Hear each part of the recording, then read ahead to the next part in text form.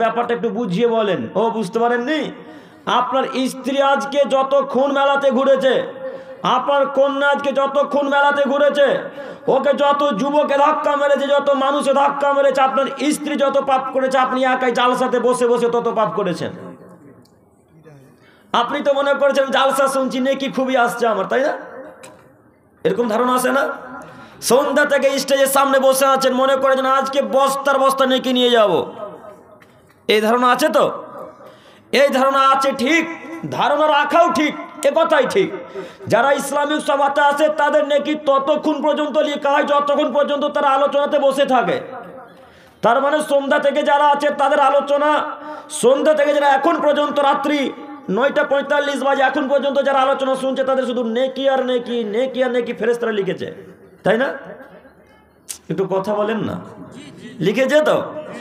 এ কথা সত্য, ফেরেশতারা নেকি লিখেছে।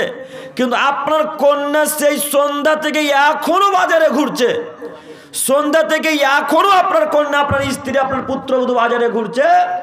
এই যে ঘোরার কারণে যত নেকি পেয়েছিলেন, এই নেকিগুলো এখন পাপের সাথে মিশে বাতিল হয়ে যাবে। কথা বুঝেননি?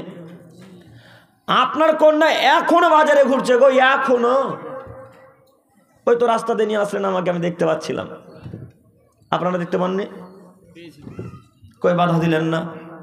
কেন বাধা দিলেন না? আপনি না মুসলমান, আপনি না 5 ওয়াক্ত সালাত আদায় করেন, আপনি না তাহাজ্জুদও পড়েন। তাহাজ্জুদ গুজার ব্যক্তির এরকম আচরণ হবে কেন? তাহাজ্জুদ গুজার ব্যক্তির আচরণ এরকম হবে কেন? তাহাজ্জুদ গুজার ব্যক্তির আচরণ তো ভালো হওয়া উচিত। পরিবারকে কন্ট্রোলে রাখতে হবে, পরিবারকে নিয়ন্ত্রণে রাখতে হবে। চোখ যেদিকে ঘুরবে সেদিকে বউ বাচ্চা ছেলে মেয়ে ঘুরবে, তার নাম পুরুষ, তার নাম স্বামী। পুরুষ স্বামী সেই যার চোখের গতিতে ছেলে মেয়ে বউ বাচ্চা করে, সেটা হলো পুরুষ, সেটা হলো আসল স্বামী। আপনার চোখ কিভাবে ঘুরে স্ত্রী এখন বাজারে আছে মানে? ও নামাজি তো পড়ে না, তাহলে কিভাবে এখন চলবে, তাই তো? সলাতি আদায় করে না, তাহলে এখন আপনার স্ত্রী বাজারে ঘুরলেই কি আর না ঘুরলেই কি? হ্যাঁ, কথা বুঝে যায় না মনে হয়? নামাজি তো পড়ি না, আমরা স্ত্রী বাজারে ঘুরলে কি আর না ঘুরলে কি? এমনিতেই তো জাহান্নামে যাব, তো স্ত্রীকে বাজারে পাঠিয়ে জাহান্নামে যায়। তাই তো আপনাদের স্ত্রীরা এখনো ঘুরে। সম্মানিত তিনি ভাই, আপনারা যারা দাঁড়িয়ে আছেন একটু এগিয়ে আসেন ভাই, আমার এগিয়ে আসেন, সামনে দিকে এগিয়ে আসেন। আর দাঁড়িয়ে থাকিয়ে না, আবার মেলাতে যাবেন। আবার যদি মেলাতে যাওয়ার ইচ্ছা হয় তো ওই গেট থেকে বেরিয়ে যাবেন, আর এদিকে আসা লাগবে না। সম্মানিত তিনি ভাই, সম্মানিত মুরব্বী সাহেব, আপনাকে আমি অনুরোধ করে বলি, সালাত আদায় করে না তার মানে আপনাকে ভেবে নিতে হবে জাহান্নাম যাওয়া লাগবে। নামাজ পড়ে তার মানে আপনাকে ভেবে নিতে হবে জাহান্নামে যাওয়া লাগবে। তবে আব্দুল করিম ভাই, আপনি কি বলতে চাইছেন নামাজ না পড়লে জাহান্নামে যেতে হবে? এটাই কি ঠিক? জি, এটাই ঠিক। যদি আল্লাহ দয়া করে সেটা ভিন্ন বিষয়, আল্লাহ যদি আপনার উপর দয়া করে সেটা ভিন্ন বিষয়। তবে কোরআন এবং হাদিসের বিবরণ দ্বারা বোঝা যায় যারা নামাজ পড়ে না তারা জাহান্নামে যাবে, যারা সালাত আদায় করে না তারা জাহান্নামে যাবেই যাবে। আল্লাহ দয়া করে সেটা বলতে পারি না, তবে কোরআন এবং হাদিস বলছে তারা জান্নাতে যাবে না। কারা? যারা নামাজ পড়ে না। আচ্ছা, আপনারা কি কেউ বলতে পারেন, আপনারা কি কেউ বলতে চাইছে যে কাফেররা জাহান্নামে যাবে, জান্নাতে যাবে? একজন হাত তোলেন। না না, জান্নাতে যাবে এরকম একজন হাত তোলেন। কাফেররা জান্নাতে যাবে না কোনোদিন, এরকম কারো বিশ্বাস আছে না বিশ্বাস নেই? আছে তো? তার মানে আপনারা কি বলতে চাইছেন কাফের কোনোদিনই জান্নাতে যাবে না? কথা বলে না। আপনাদের ঈমান ভালো কাজ করে না নাকি? যে যদি এখন বলে দিই যাবে, তাহলে আব্দুল করিম ভাই উল্টা পাল্টা বলে দেবে। যারা কাফের তারা কোনোদিনই জান্নাতে যাবে না, এতে কোনো সন্দেহ আছে? জোরে বলেন, এতে কোনো সন্দেহ? কি বলছেন? জান্নাতের সুগন্ধও পাবে না, তার মানে এতে কোনো সন্দেহ নেই যে ও জান্নাতে যাবে।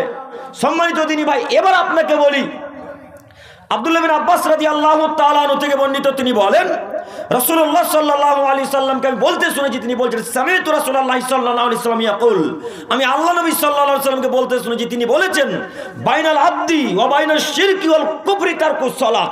আদমের ছেলেমেয়ে তোমরা শোনো, মুসলমানের মাঝে আর কাফেরের মাঝে পার্থক্য হচ্ছে সালাত। মুসলমানের মাঝে আর কাফের মাঝে পার্থক্য হচ্ছে নামাজ। একটা হাদিস, এই হাদিসকে এখানে রেখে আর একটা হাদিস পেশ করে দুইটা হাদিসের একসঙ্গে ব্যাখ্যা হবে ইনশাআল্লাহ।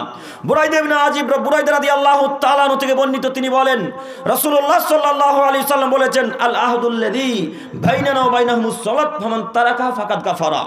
এ মুসলমানের বাচ্চা, তোমরা শুনে রেখো, মুসলমান আর কাফের বোঝা যায় নামাজের মাধ্যমে। মুসলমান আর কাফের বোঝা যায় নামাজের মাধ্যমে। যে নামাজ পড়লো সে মুসলিম, যে নামাজ পড়লো না সে কাফের। যে সালাত আদায় করলো সে মুসলিম, যে সালাত আদায় করলো না সে কাফের। এই হাদিসটা নাসাই মিসকাতের হাদিস। আগের হাদিস যেটা পেশ করেছে এটা হচ্ছে সহিহ মুসলিম মিসকাতের হাদিস। রাসূল সাল্লাল্লাহু আলাইহি সাল্লাম বলেছেন, সালাত আদায় করে যারা তারা মুসলিম, যারা সালাত আদায় করে না তারা কাফের। যারা সালাত আদায় করে তারা মুসলিম, যারা সালাত আদায় করে না তারা কাফের। সম্মানিত দিনী ভাই, সম্মানিত মা, আমরা আপনাকে বলে যাচ্ছি, সালাত আদায় না করে জান্নাতের আশা করা সম্ভব নয়। সালাত আদায় না করে জান্নাতের আশা করা ঠিক নয়। যারা বেনামাজি তারা জাহান্নামে যাবে, কথাই চূড়ান্ত। তারা কাফের, তারা কাফের, তারা কাফের, এতে বিন্দু মাত্র কোনো সন্দেহ অবকাশ নেই। কি দেখাতে চাচ্ছেন নিজেকে আপনি? 5 ওয়াক্ত সালাত আদায় না করে নিজেকে মুসলমান দাবি করেন মানে? একটু এখানে আর একটা কথা বলি, 5 ওয়াক্ত সালাত ফরজ করেছেন কে? আল্লাহ। 5 ওয়াক্ত সালাতের মধ্যে একটা ব্যক্তি 4 ওয়াক্ত সালাত আদায় করে, 1 ওয়াক্ত সালাত আদায় করে না। 5 ওয়াক্ত সালাতের মধ্যে কোন মানুষ 1 ওয়াক্তর সালাত ত্যাগ করে 4 ওয়াক্তর সালাত আদায় করে, এই লোকটা কাফের, এই লোকটা কাফের, এই লোকটা কাফের, এতে বিন্দু মাত্র সন্দেহের কোনো অবকাশ নেই। 4 ওয়াক্ত সালাত আদায় করলে যদি সে কাফের হয় 1 ওয়াক্ত ছেড়ে দেওয়ার কারণে, আপনি তো 5 ওয়াক্ত আদায় করেন, আপনি কিসের মুসলমান? আপনি কিসের মুসলমান? কিভাবে মুসলমান দাবি করেন? শতদিন হরিশ্চন্দ্রপুরের মানুষকে বলেছি, শতদিন মালদার মানুষকে বলেছি, আজ থেকে হিন্দু নাম দেন, আজ থেকে বললাম নাম হরে কৃষ্ণ, আজ থেকে বললাম নাম জন আব্রাহাম, আজ থেকে বললাম ইহুদির বাচ্চা। জিন্দগিতে হরিশ্চন্দ্রপুরের মানুষকে বলবেন নামাজ পড়ার কথা, জিন্দগিতে বলবেন ইনশাল্লাহ। আর আজকের পর যদি আবারও বলেন যে আমার নাম আব্দুর রহমান, আমার নাম আব্দুল করিম, আমার নাম আব্দুল সাত্তার, তাহলে কিয়ামত পর্যন্ত হরিশ্চন্দ্রপুরের মানুষকে আমি বলতে ক্ষমতা রাখি, বলার অধিকার রাখি নামাজকে নিয়ে। কথা বুঝতে পারেননি? হিন্দুকে কখনো বলতে যাব না নামাজ পড়িস না কেন, খ্রিস্টানকে কখনো বলবো না নামাজ পড়িস না কেন, মুসলিমকে আমি বলতে ইচ্ছুক, বলতে রাজি, বলতে এসেছি যে তোমরা নামাজ পড়বে, আপনারা নামাজ পড়বেন। কই কেন মুসলমান দাবি করছেন?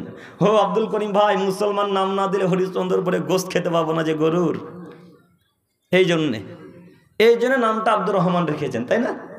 এই জন্য আপনার নাম আব্দুল সাত্তার, এই জন্য আপনার নাম আব্দুল করিম। আজকে যদি বললেন যে আমার নাম কৃষ্ণ, তাহলে তার কেউ আপনাকে গোশত দিবে না। কথা মনে আমি বুঝাতে পারি না যে তাহলে তার গোশত খেতে পাবেন না, গরুর মাংস খেতে পাবেন না, তার জন্য নাম দিয়েছেন আব্দুর রহমান। 1999টা মানুষই সালাত আদায় করে না গো, এরপরে বলে জান্নাতে যাব। আশ্চর্য ব্যাপার। এরপরে বলে জান্নাতে যাব। ওই চায়ের দোকানে কিছু লোক বসে থাকে, ওই চায়ের দোকানে কিছু লোক বসে থাকে, ওদেরকে জিজ্ঞাসা করবেন যে নামাজ কেন পড়েন না, তখন বলবেন নামাজ পড়ি না, তাতে কি আছে, ইমান ঠিক আছে। কথা বলে কি এই কথাটা মিলল? নামাজ পড়ে না তাতে কি আছে, ইমান ঠিক আছে। আশ্চর্য কথা, আশ্চর্য লাগে ওই লোকটাকে দেখে, যে লোকটা বলে নামাজ পড়ে না তারপরে নাকি ইমান কাজ করে। আশ্চর্য। আচ্ছা এখানে একটা কথা বলি, যারা 5 ওয়াক্ত সালাত আদায় করে তাদেরই পরিপূর্ণ ইমান নেই গো। যারা 5 ওয়াক্ত সালাত আদায় করে তাদের পরিপূর্ণ ইমান কাজ করে না। আপনি বলছেন ইমান কাজ করে, দেখবেন যারা 5 ওয়াক্ত সালাত আদায় করে তাদের পরিপূর্ণ ইমান আছে কিনা দেখবেন, একটু দেখবেন, একটু দেখেন। বুখারী মুসলিম আবু হুরায়রা রাদিয়াল্লাহু তাআলা আনহু থেকে বর্ণিত, তিনি বলেন রাসূলুল্লাহ সাল্লাল্লাহু আলাইহি ওয়াসাল্লাম বলেছেন, লা ইয়াজনি জানি হিনা ইয়াজনি ওয়া হুয়া মুমিন। যখন কোন মানুষ জেনা ব্যভিচার করে তখন তার অন্তরে ঈমান থাকে, কথা ইসলাম মেনে নেয় না। বুখারী মুসলিম। এরপর সাল্লাল্লাহু নবী বলছেন, লা ইয়াসরিবুল খামরা হিনা ইয়াসরিবু ওয়া হুয়া মুমিন।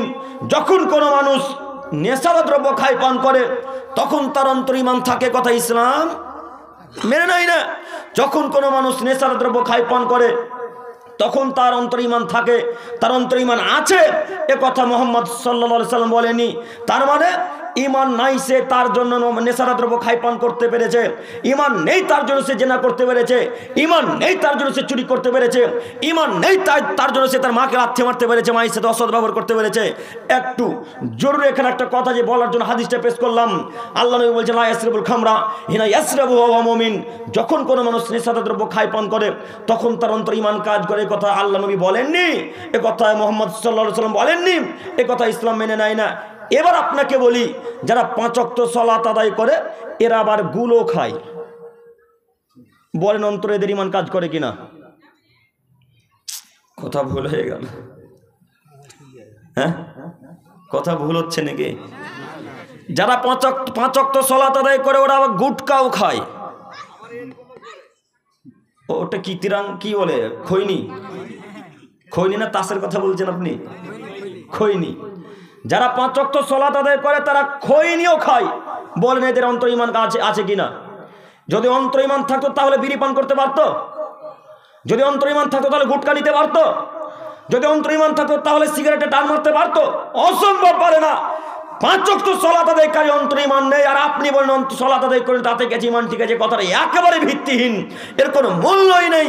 যারা সালাত আদায় করে তারা কাফেরেতে বিন্দু মাত্র সন্দেহ কোনো অবকাশ নেই। এবার আপনাকে বলি, যারা কাফের তারা জিন্দেগিতে জান্নাতে যাবে না। আপনিও কাফের পরিচয় দিয়ে বসবাস করেছেন পৃথিবীতে, আপনিও জান্নাতে যাবেন। তবে আব্দুল করিম ভাই, আমরা কি কোনোদিনই যাব না? এটা বলতে পারি না। যদি আল্লাহর দয়া হয় সেদিন আল্লাহ আপনাকে দিতে পারেন, তো এই কথার ভিত্তিতে হয়তো আপনারা এখন বলতে পারেন আব্দুল করিম ভাই, তো যেদিন আল্লাহ দয়া করবে সেদিনই জান্নাতে যাব। হ্যাঁ, সেই দিনে যদি আল্লাহর জান্নাতে যাওয়ার আশা রাখেন তো একটা দিন হবে 50,000 বছরের সমান। কত দিনের সমান? 50,000 বছরের সমান। তো আল্লাহ যদি আপনাকে 5 দিন জাহান্নামে রাখেন তাহলে কত বছর সমান হবে? 2.5 লক্ষ গো। 2.5 লক্ষ নয়, আল্লাহ যদি 5 দিন আপনাকে জাহান্নামে রাখে তাহলে আপনি কত বছর জাহান্নামে থাকবেন? 2.5 লক্ষ বছর জাহান্নামে থাকবেন। তাহলে আপনি কি হিসাবে বলছেন আল্লাহ যেদিন জান্নাতে দিবে সেদিন যাব? একটা সহিহ মুসলিমের হাদিস আছে, মাছকে যেমন উল্টা পাল্টা করে মায়েরা ভাজে, মাছ ভাজেননি আপনারা বিবাহে? আজকে মামা এই জালসাতে মাছ রান্না ভাজা হয়নি? হয়েছে না? যারা পরহজি খাবে তাদেরকে মাছ দিবেন। তো আপনারা জালসাতে খাওয়ার আয়োজন কেন যে করছেন বুঝতে পারি না। আপনারা জালসাতে খাওয়ার আয়োজন কেন যে করছেন বুঝতে পারি না। এই হরিশ্চন্দ্রের উপরে বেশি এটা থাকে, প্রায় জালসাতে খাওয়ার আয়োজন থাকে। দেখবেন আপনি আমার কথা মিলিয়ে নেবেন, শুধু কথা মিথ্যা হলে আমাকে বলবেন, ভুল হলে আমাকে বলবেন। যখন খাওয়া দাওয়ার আয়োজন চলে তখন এখানে যদি থাকে 100, তো খাওয়া দাওয়ার প্যান্ডেল থাকে 1000 মানুষ, আর মেলাতে থাকে 1000 মানুষ, 2000 মানুষ ওদিকে, 100 মানুষ এখানে বসে আছে, তাই না? তো খাওয়ার আয়োজন এত করেছেন কেন? তো যাই হোক, দূর থেকে লোক এসেছে, খাওয়ার আয়োজন করা লাগবে, তো এত হই হাল্লা করে খাওয়ার আয়োজন করা ঠিক নয়। তো সহিহ মুসলিমের একটা হাদিস আছে যে যখন কোনো মানুষকে জাহান্নাম থেকে তুলে আল্লাহ জান্নাতে দিবে তখন জাহান্নামের আগুনটাকে পুড়িয়ে ছারখার করে দিবে একেবারে। মাছ যেমন কালো করে ভেজে দেওয়া হয়, মাছ যেমন লাল টুকটুকে হয়ে যায় ভাজানোর পরে, তেমন ওই লোকটার শরীর কালো কুৎসিত হয়ে যাবে, তাকে আগুনে পুড়িয়ে পুড়িয়ে পুড়িয়ে একেবারে কালো কুৎসিত করে দিবে। এরপরে আপনাকে জাহান্নাম থেকে তুলে জান্নাতে দিবেন। তাহলে আপনি এতটুকু আশা করছেন যে জাহান্নাম থেকেই আমি জান্নাতে যাব? এই আশা করি আমরা না ডাইরেক্ট জান্নাতে যাব? আশা করি আমরা, আশা করি ডাইরেক্ট জান্নাতে যাব, তাই না? ডাইরেক্ট জান্নাতে যদি আশা করতে চান তাহলে আপনাকে সালাত আদায় করা লাগবে। দিনী ভাইরা, সম্মানিত মুরব্বী সাহেব, এখানে যত মানুষ দেখছি প্রায় সামনের দিকে মুরব্বীরাই আছে, আর পিছনে হয়তো যুবক ভাইরা আছে। আমি এই লাইটটার জন্য আপনাদেরকে দেখতে পাচ্ছি না ভালো করে। আপনারা যুবক আছেন না কে আছে বুঝতে পারছেন না। বললেন না বাজে চোখের রেখা খারাপ হয়ে গেছে, চোখ আমার ঠিকই আছে। আপনি এখানে আসুন, এদিকে এই পাশের লোকগুলোকে দেখা যায় না ভালো করে। তো যাই হোক, একটা লাইট যদি অফ করা হতো তো ভালো হতো মনে হয়। আর থাক, সম্মানিত তিনি ভাই, আমি আপনাকে বলতে চাইছিলাম যে জান্নাত ডাইরেক্ট যাব, জাহান্নামে একদিনও যাব না, আশা নিয়ে পৃথিবীতে চলাচল করা লাগবে। এই আশা নিয়ে পৃথিবীতে বসবাস করবো। তো আব্দুল করিম ভাই ডাইরেক্ট জান্নাতে যেতে হলে আমল বলে দেন, ডাইরেক্ট জান্নাতে যেতে হলে আমল বলে দেন। জি, সেই আমল বলতে এসেছি। ডাইরেক্ট জান্নাতে যদি যেতে চান তাহলে আল্লাহ যা বলেছেন, আল্লাহর নবী যা বলেছেন সেই মোতাবেক আমল করা লাগবে, তাহলে ডাইরেক্ট জান্নাতে যেতে পাবো ইনশাল্লাহ। ডাইরেক্ট মানে জাহান্নামে যাব না, আগে জান্নাতে যাব সর্বপ্রথম। জান্নাতে ঢুকে যদি কেউ যায় আর কোনোদিনও জান্নাত থেকে বের হয়ে আর আসবে না। অতএব সম্মানিত দিনী ভাই, আমি আপনাকে দেখাচ্ছি জাহান্নাম থেকে বাঁচার উপায়। আমি আপনাকে দেখাই জান্নাতে আগে কিভাবে যাবেন। জান্নাতে আগে যেতে হলে আপনাকে সুদ থেকে বিরত থাকতে হবে। জান্নাতে ডাইরেক্ট যদি যেতে হয় তাহলে সুদ থেকে বিরত থাকা লাগবে। জান্নাত যদি প্রথমে যেতে চান তাহলে সুদ থেকে বিরত থাকা লাগবে। অবশ্যই হরিশ্চন্দ্রপুরের মানুষ সুদ থেকে দূরে আছে মনে হয়, আলহামদুলিল্লাহ। হ্যাঁ, হরিশ্চন্দ্রপুরের মানুষ সুদ থেকে দূরে নাই? হরিশ্চন্দ্রপুরের মানুষ কি বন্ধন নেই? বন্ধন কি সুদ? বন্ধনটা সুদ নয়? বন্ধন সুদ না সুদ নয়? জি, ওটারই কারবার বেশি। বন্ধন ও সুদ। এবার আপনাকে বলি, সুদের ব্যবসা আপনি করেন, আপনার পরিবারের স্ত্রীরাও করে, আপনার পরিবারের মহিলারাও করে। সম্মানিত দিনী ভাই, জান্নাত যদি যাওয়া লাগে সুদ থেকে বিরত থাকা লাগবে, সুদের ব্যবসা থেকে বিরত থাকা লাগবে, সুদের মুখে লাথি মেরে হালাল পথে ব্যবসা করা লাগবে। তাই মহান আল্লাহ তাআলা বলছেন, ইয়ামহাকুল্লাহু রিবা, আদমের ছেলে মেয়ে তোমরা শোনো, যারা সুদ খায়, যারা সুদ খায় তাদের টাকা পয়সাকে আমি সংকুচিত করে দেব। ওয়ায়ুরবি সাদাকাত, এবং যারা দান খয়রাত করে তাদের টাকা পয়সাকে আমি বাড়িয়ে দিব। এ বাণী কার বাণী? আল্লাহর। আল্লাহু লা ইউহিব্বু কুল্লা কাফফারিন আসিম। আদমের ছেলে মেয়ে তোমরা একটা কথা মাথাতে রেখো, যারা পাপী তাদেরকে আমি আল্লাহ তাআলা পছন্দ করি না। এই বাক্যে দুইটি কথা। এক, আল্লাহ বললেন যারা সুদ খায় তাদের টাকাকে আমি ধ্বংস করে দেব, যারা দান খয়রাত করে তাদের টাকাকে আমি বাড়িয়ে দেব। কথার সাথে বাস্তবে একটুকু মিল নেই। আল্লাহর কথার সাথে বাস্তবে একটুকু মিল নেই। আব্দুল করিম ভাই, তাহলে কি আপনি বলতে চাইছেন আল্লাহ তাআলার আয়াত মিথ্যা? নাউযুবিল্লাহি মিন জালিক। জি না, আমি আব্দুল করিম আমিনুল ইসলাম জিন্দেগিতে কখনো বলবো না কোরআন মাজিদের কোনো একটা অর্থ মিথ্যা, কোনো একটা বাক্য মিথ্যা। কথা আমি জিন্দেগিতে বলবো না ইনশাআল্লাহ, যতদিন আমার জ্ঞান থাকবে। পাগল যতদিন হয়ে যায়নি ততদিন পর্যন্ত এই বাক্য বলতে পারি। কোরআন এবং হাদিসে, সহিহ মুসলিম, বুখারী, আবু দাউদে যা আছে তাই একেবারে সত্য, অতি উত্তম সত্য, এর সন্দেহ কোনো অবকাশ নেই। একটা কথা এখানে বলি, আল্লাহ বলছেন যারা সুদ খায় তাদের টাকাকে আমি ধ্বংস করে দিই, আর যারা দান করে তাদের টাকাকে আমি বাড়িয়ে দিই। কথার সাথে একটুকু বাস্তবে মিল নেই। আব্দুল করিম ভাই, কেমন মিল নেই একটু বুঝিয়ে বলেন। মিল নেই এটা আমরা দুই চোখে স্বচক্ষে দেখতে পাচ্ছি। যারা সুদ খায় তাদের টাকা বাড়তে বাড়তে বাড়তে বাড়তেই আছে, বেড়েই যাচ্ছে, পারে না? একটু কথা বলেন। যারা সুদ খাচ্ছে তাদের টাকা কি বাড়ে না? আমি আপনি আমার চোখে, আপনার চোখে আমরা দেখতে পাচ্ছি যারা সুদ খায় তাদের গাড়ি বাড়ি, চার চাকা, বাইক সব কিছু হচ্ছে, আর যারা সুদ খায় না তাদের কিছুই নেই।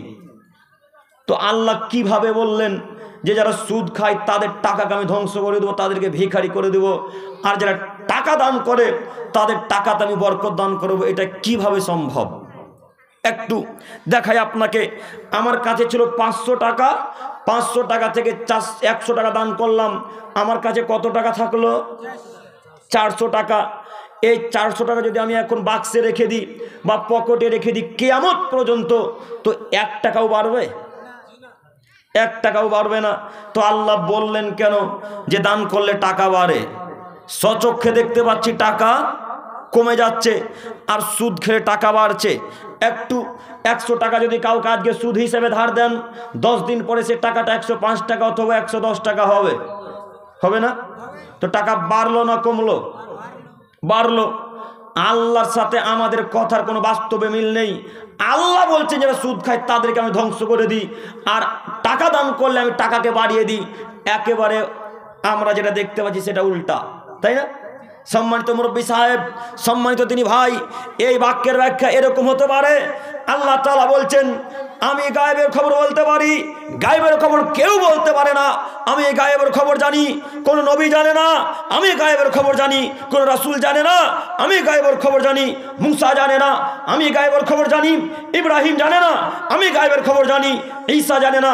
আমি গায়েবের খবর জানি, মুহাম্মদ সাল্লাল্লাহু আলাইহি সাল্লাম জানে না। মুহাম্মদ সাল্লাল্লাহু আলাইহি সাল্লাম যদি গায়েবের খবর না জানে, তো আপনার হুজুর কিভাবে বলছে আমি গায়েবের খবর জানি? আল্লাহর নবী গায়েবের খবর জানেন না, তো আপনাদের হুজুর, আপনাদের পীর সাহেব কিভাবে বলে দিতে পারছে গায়েবের খবর? সম্মানিত দিনী ভাই, মানুষকে ধোঁকা দেওয়ার একটা বড় মাধ্যম গায়েবের খবর বলা। মানুষকে ধোঁকা দেওয়ার একটা বড় মাধ্যম গায়েবের খবর বলা। আল্লাহ ছাড়া গায়েবের খবর কেউ বলতে পারে না। এরপরও আপনারা হাত চালিয়ে হাত পরীক্ষা করতে যান না? আপনাদের হরিশ্চন্দ্রপুরের কারোর লক্ষ লক্ষ টাকা চুরি হয়ে গেছে, সকালবেলা একটা লোক বলছে ওই লোকটা ওই কবিরাজের কাছে যা, কে টাকা চুরি করেছে সব বলে দিতে পারবে। হরিশ্চন্দ্রপুরে ঘটে না এরকম? কথা বলে না গইরা, ঘটে তো, এরকম ঘটছে। তো গায়েবের খবর ওই কবিরাজটা কিভাবে বলতে পারলো? গায়েবের খবর কবিরাজ বলতে পারে না, গায়েবের খবর কোনো হুজুর বলতে পারে না, গায়েবের খবর কোনো আলেম বলতে পারে না। গায়েবের খবর একমাত্র বলতে পারে কে? আল্লাহ। এই বিশ্বাস রেখে কাজ করতে হবে। টাকা চুরি হয়ে গেছে, চুরি হয়ে যাক, রবকে বলেন, আল্লাহকে বলেন, আল্লাহ তুমি বড় দয়াবান, তুমি বড় ক্ষমাবান, তুমি বড় রহমান। আল্লাহ আমার লক্ষ কোটি টাকা চুরি হয়ে গেছে, আল্লাহ আমার 1.5 লক্ষ টাকা চুরি হয়ে গেছে, হারিয়ে গেছে, আল্লাহ যে নিয়েছে তাকে তুমি হেদায়েত দান করো মাবুদ। এই দোয়া করতে হয়। করেছেন? ভাই যদি একটা থাপ্পড় মেরে দেয়, তো আল্লাহকে দিন রাত বলেন, আল্লাহ তুমি আমার ভাইয়ের হাতটাকে ভেঙে দেন, হলে কুড়ি পোকা দাও। কুড়ি পোকা বুঝেন কি না? কি বলে? কুড়ি পোকাই বলে। তার মানে আপনারা আমাদের গ্রামের মতোই নাকি? ও একই না? তাহলে বুঝতে পারছেন ভাষা। চাঁপাইনবাবগঞ্জের ভাষা বাংলাদেশের। তো আপনার ভাই এক থাপ্পড় মেরে দিয়েছে ভুল করে, তো আপনি বারবার নামাজের মধ্যে বলছেন, আল্লাহ আমার ভাইয়ের হাতে কুড়ি পোকা দাও, আল্লাহ তুমি আমার ভাইয়ের হাতকে ধ্বংস করে দাও, আল্লাহ তুমি আমার ভাইয়ের হাতকে ভেঙে দাও, নষ্ট করে দাও, বলি না? অথচ আল্লাহ নবী বলছেন যে তোমার উপর অত্যাচার করেছে তার জন্য দোয়া করো। একটা কোরআন মাজিদের আয়াত বলি, মহান আল্লাহ তাআলা মুহাম্মদ সাল্লাল্লাহু আলাইহি সাল্লামকে উপদেশমূলক কথা দিয়ে বলছেন, মুহাম্মদ সাল্লাল্লাহু আলাইহি সাল্লাম। আচ্ছা, যত মানুষ মুহাম্মদ বলবে, যত মানুষের মুখে শুনবেন, আপনাদেরকে কি বলা লাগবে? সাল্লাল্লাহু আলাইহি সাল্লাম বলছেন কি বলা লাগবে? আল্লাহ নবী বলছেন ওই ব্যক্তি সব থেকে বখিল, ওই ব্যক্তি সব থেকে কৃপণ, ওই ব্যক্তি সব থেকে কিপটা বুঝলেন কি? ওই ব্যক্তি সব থেকে বখিল যে লোকটা আমার নাম শুনলো, আমার নাম শোনার পর আমার উপর দরুদ পাঠ করলো না। কজন করেছেন বলেন? আজকে থেকে ভুল হবে না ইনশাল্লাহ। অন্তত সাল্লাল্লাহু আলাইহি ওয়াসাল্লাম এতটুকু তো বলতে পারবো। আল্লাহ নবী বলছেন কেউ যদি একবার আমার উপর দরুদ পাঠ করে, তাহলে আল্লাহ তার উপর 10টা রহমত নাজিল করেন। আল্লাহুস সামাদ। একবার দরুদ পাঠের ফজিলত কতবার রহমত? 10 বার রহমত। সহিহ মুসলিম মিসকাতের হাদিস। আমরা একদিনও বলি না। শুক্রবারের দিন বেশি বেশি রাসূলের উপর দরুদ পাঠ করতে হয়, শুক্রবারের দিন বেশি বেশি রাসূলের উপর দরুদ পাঠ করতে হয়, শুক্রবারের দিন রাসূলের উপর বেশি বেশি দরুদ পাঠ করতে হয়। তাই তো আমরা বলি সদা সর্বদাই আপনি বারবার বলেন, আল্লাহুম্মা সাল্লি ওয়া সাল্লিম আলা নাবিয়ানা মুহাম্মদ, আল্লাহুম্মা সাল্লি ওয়া সাল্লিম আলা নাবিয়ানা মুহাম্মদ, আল্লাহুম্মা সাল্লি ওয়া সাল্লিম আলা নাবিয়ানা মুহাম্মদ। এটাও একটা দরুদ। সাল্লাল্লাহু আলাইহি সাল্লাম, এটাও একটা দরুদ। আল্লাহুম্মা সাল্লি আলা মুহাম্মাদ ওয়া আলা মুহাম্মাদ কামা সাল্লাইতা আলা ইব্রাহিম, অর্থাৎ দরুদ ইব্রাহিম, এটাও একটা দরুদ। অনেক রকম দরুদ আছে পৃথিবীতে, সহিহ হাদিসে কয়েকটা দরুদ আছে, কিন্তু এই দরুদ নেই। ইয়া নবী সালাম আলাইকা, ইয়া রাসূল সালাম আলাইকা, ইয়া হাবিব সালাম আলাইকা, এই দরুদ নেই। অথচ মুসলমানের বাচ্চা মুসলমানের দরুদ পাঠ করে, জানে না দরুদ কাকে বলে। দরুদ কি জিনিস জানে না। প্রায় মানুষ জানে যেটা দরুদ, প্রায় মানুষই পাঠ করে এই দরুদ পাঠ করে, তারা মনে করে দরুদ পাঠ করলে আল্লাহর নবী বলেছেন আমাদের উপর রহমত নাজিল হবে, আমাদের উপর রহমত নাজিল হবে। আল্লাহর পক্ষ থেকে অসম্ভব হতে পারে না। রাসূলের বিরোধিতা করে কেউ যদি একটা কাজ করে তার উপরে আল্লাহর গজব নাজিল হবে, তার উপরে আল্লাহর গজব নাজিল হবে, তার উপরে আল্লাহর গজব নাজিল হবে, তার উপরে রহমত নাজিল হবে না। আল্লাহ রসুলের বিধানকে উপেক্ষা করে চলে কেউ যদি মাত্রা বলে দেখায় তার উপরে রহমত নাজিল হয় না। আল্লাহ নবী যা দিয়েছেন, সাহাবায়ে কেরামগণ যা দিয়েছেন, আল্লাহ যা দিয়েছেন তাই মেনে নিতে হবে। এটাই রহমতের কাজ, এটাই দয়ার কাজ। একটা কথা মাথাতে রাখবেন, এতগুলো দরুদকে বাদ দিয়ে দিতে হবে। ইয়া নবী সালাম আলাইকা বলা বাতিল, ইয়া নবী সালাম আলাইকা বলা বাতিল, ইয়া নবী সালাম আলাইকা বলা বাতিল। আজানের পরে আবার বলতে হয় আসসালাতু ওয়াসসালামু আলাইকা ইয়া রাসূলুল্লাহ, আসসালাতু ওয়াসসালামু আলাইকা ইয়া হাবিবাল্লাহ, আসসালাতু ওয়াসসালামু আলাইকা ইয়া নূরুম মিন নূরিল্লাহ। এই বাতিল, এই সলাত, এই দরুদ বাতিল, এই সলাত, এই দরুদ বাতিল, এই সলাত দরুদ বাতিল। এর ভিত্তি নেই। সব জাল জয় বানোয়াট মানুষের তৈরি, সব জাল জয় বানোয়াট মানুষের তৈরি। এরকম একটা দরুদ যদি কেউ রাসূলের নামে পাঠ করে তাহলে তার উপর 10টা রহমত নাজিল হবে না, তার উপর 10টা আযাব নাজিল হবে। এরপর আপনারা পাঠ করেন, কত জাল জৈব আমাদের মাঝে দোয়া ছড়িয়ে বেড়াই, কত জাল জৈব নোংরা কথা আমাদের মাঝে ছড়িয়ে বেড়াই। তার আরো একটা দোয়া হচ্ছে এই, আমাদের সকলেরই প্রায় মুখস্থ আছে, আস্তাগফিরুল্লাহাল্লাযী লা ইলাহা ইল্লা হুয়াল হাইয়ুল কাইয়্যুম ওয়া আতুবু ইলাইহি। না, আস্তাগফিরুল্লাহ রাব্বি মিন কুল্লি জামবি ওয়া আতুবু ইলাইহি। দোয়াটা কারোর মুখস্থ নাই? হাত তোলেন তো সামনের দিকে, কে কে হাত কার কার আছে? সব তোলেন তোলেন তোলেন। আস্তাগফিরুল্লাহ রাব্বি মিন কুল্লি জামবি ওয়া আতুবু ইলাইহি মুখস্থ আছে। আজকে থেকে এই দোয়া বাতিল, এই দোয়া আর বলবো না ইনশাআল্লাহ। বলবো? বলবো? কথা বলে না। আজকে থেকে আর এই দোয়া জিন্দেগিতে বলবো না। কেন? এটা রাসূলের দোয়া নয়, এটা মানুষের দোয়া, আপনার 3 নাম্বার শ্রেণীর পচা হুজুরের দেওয়া। এটা রাসূলের দেওয়া দোয়া নয়, এটা আপনার 3 নাম্বার শ্রেণীর পচা হুজুরের দেওয়া দোয়া। এটা জয়ীফ হাদিস, এই দোয়া মানা যাবে না, এই দোয়া বলা যাবে না। আজকের পর থেকে যদি গায়ের ক্ষমতা দেখে দোয়া পাঠ করেন, মরলে বোঝা যাবে কে কতটা সত্য। তবে একটা কথা মাথাতে রাখবেন, আমি আব্দুল করিম বিন আমিনুল ইসলাম আপনাদের সম্মুখে বক্তব্য রাখতে এসেছি। একটা কথা যদি আব্দুল করিমের ভুলভাল মনে হয় তাহলে আব্দুল করিমকে সঙ্গে সঙ্গে জিজ্ঞাসা করবেন, আব্দুল করিমকে সঙ্গে সঙ্গে জিজ্ঞাসা করবেন। আমি আব্দুল করিম আমিনুল ইসলাম রাত্রের বেলায় হরিশ্চন্দ্রপুর থেকে বাড়ি চলে যাব, সকালবেলায় চায়ের দোকানে দুর্নাম করবেন না। যদি দুর্নাম করেন তাহলে কিয়ামতের মাঠে আব্দুল করিমকে নেকি দিয়ে দিতে হবে। এতটুকু মাথায় রেখে কাজ করিয়েন। কথা সন্দেহ হচ্ছে, এখন জিজ্ঞাসা করা লাগবে আব্দুল করিম ভাই এই কথাটা কি ঠিক বললেন? যদি ভুল হয় আমি এখনই ফেরত নিতে প্রস্তুত। কালকে সকালবেলায় চায়ের দোকানে যদি দুর্নাম করেন আর এটা যদি আমার বিপক্ষে চলে যায় তাহলে কিয়ামতের মাঠে আমাকে নেকি দিয়ে পরিশোধ করা লাগবে। অতএব এই দোয়া চলবে না। সম্মানিত তিনি ভাই, আমি বলতে চাচ্ছিলাম যে রাসূলের উপর কেউ যদি একবার দরুদ পাঠ করে তাহলে তার উপর 10টা রহমত নাজিল হয়। একটা জরুরি এখানে একটি কথা, আমরা প্রায় লোক আজানের শব্দ শুনতে পাই না? কজন উত্তর দেন? হাত তোলেন তো। আজানের উত্তর দিই। মাশাআল্লাহ মাশাআল্লাহ। আজানের উত্তর দেওয়ার ফজিলত কত বেশি আমি আপনাকে কি দিয়ে বুঝাই। আজানের উত্তর দেওয়া কত ফজিলত আপনাকে আমি কি দিয়ে বুঝাই। একটু আমার দিকে তাকান। আল্লাহ নবী আজানের দায়িত্ব কোন কোন সাহাবাকে দিয়েছিলেন কেউ বলতে পারবেন? কেউ বলতে পারবেন কি? পারবেন না? আল্লাহ নবী কাকে কাকে আজানের দায়িত্ব দিয়েছিলেন কেউ একজন বলতে পারবেন না? বলেন দেখি চাচা। হযরত বেলাল, আলহামদুলিল্লাহ। আরেকজন? না, আব্বাস নাই। উম্মে, বলেন বলেন, উম্মে কি? উম্মে মাখতুম। কি বললাম? উম্মে মাখতুম। এদের দুজনকে আল্লাহ নবী আজানের দায়িত্ব দিয়েছিলেন, তোমরা মুয়াজ্জিন, তোমরা আজান দিবে।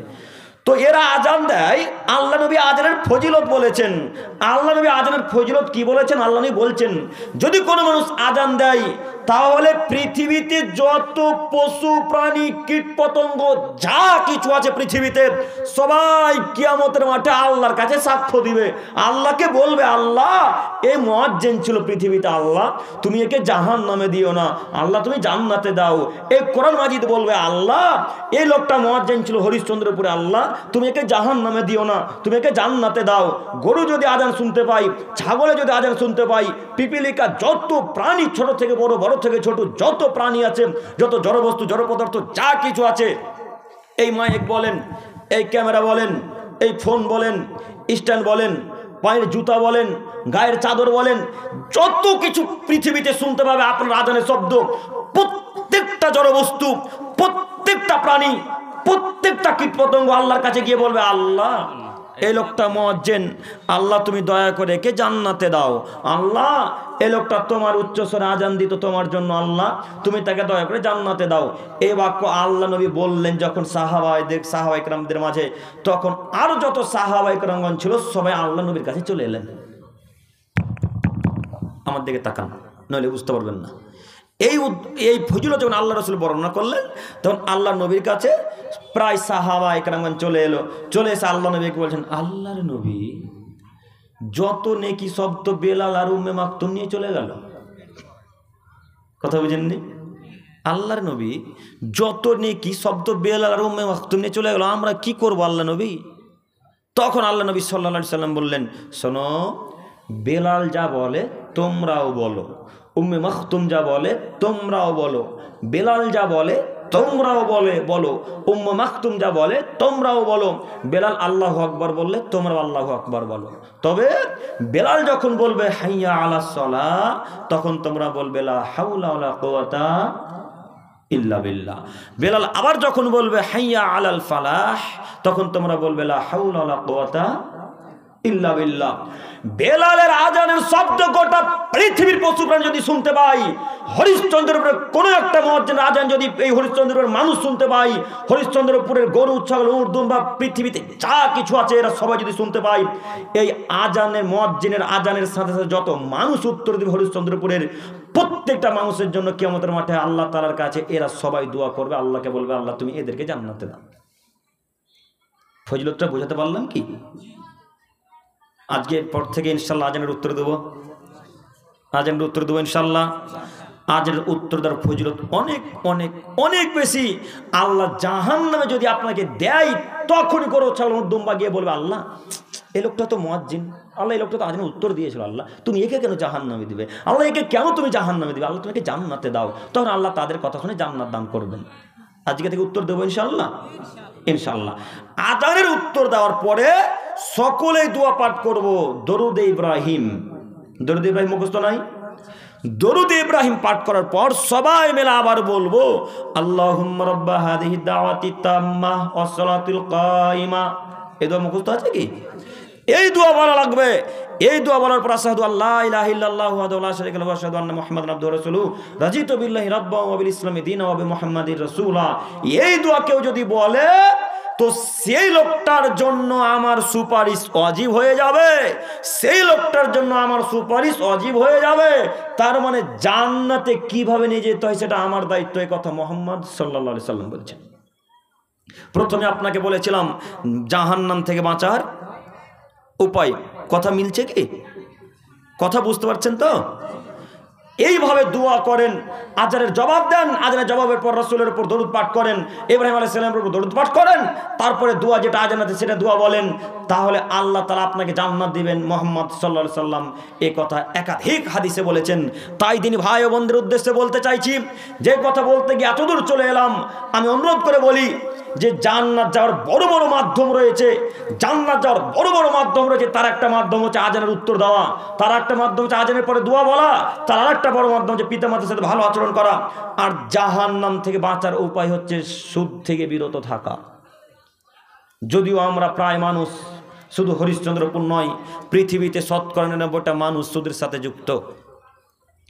পৃথিবীতে ৯৯% মানুষ সুদের সাথে যুক্ত।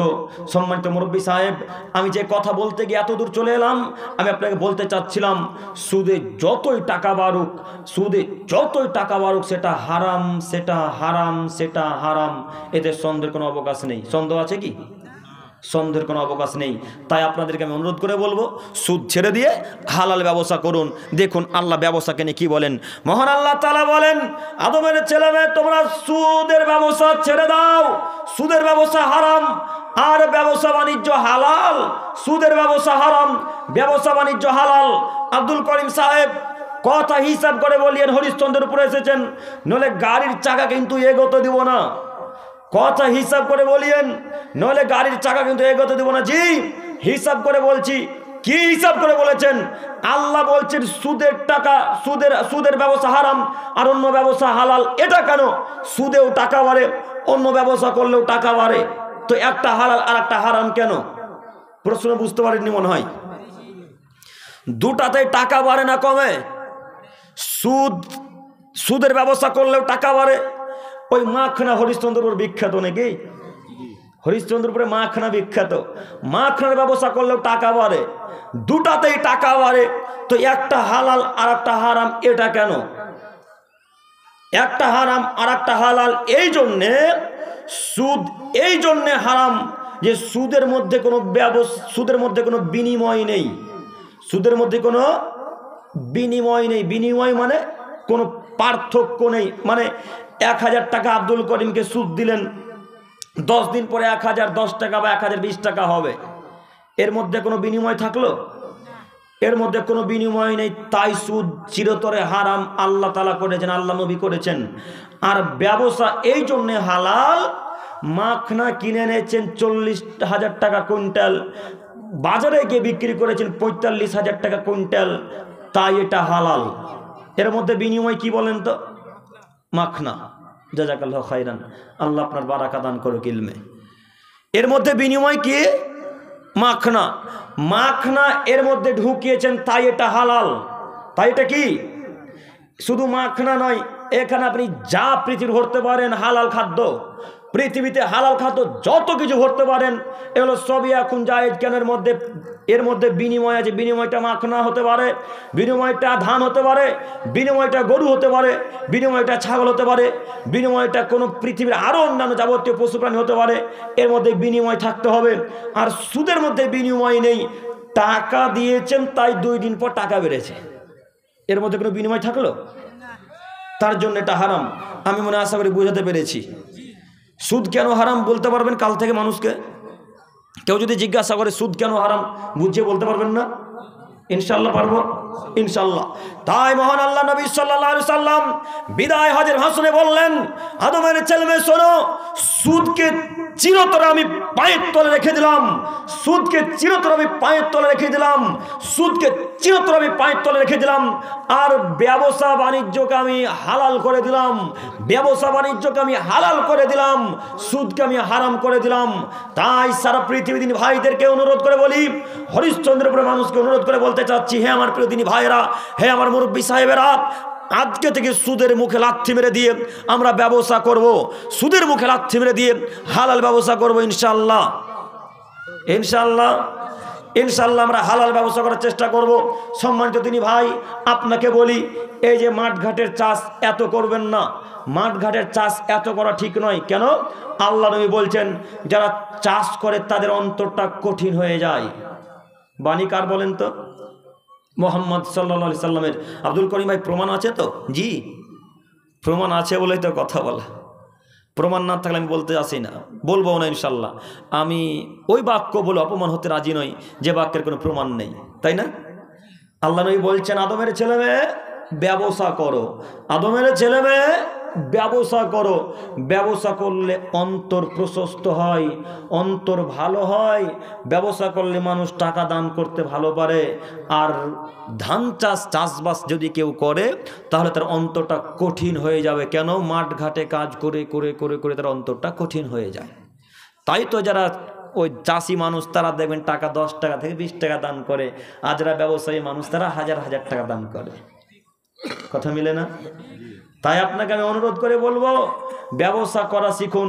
এত চাষবাস করতে হবে না, এত ধান লাগাতে হবে কেন, এত পাট লাগাতে হবে কেন? আপনি একটু ব্যবসা করতে শিখুন। আব্দুল করিম ভাই, এটাও তো একটা ব্যবসা ধানের। জি, এটা ব্যবসা, কিন্তু ওই ব্যবসার চাইতে এই ব্যবসাটা কমা। ব্যবসার মধ্যে কম বেশি নেই? আছে তো? ব্যবসার মধ্যে কম বেশি আছে।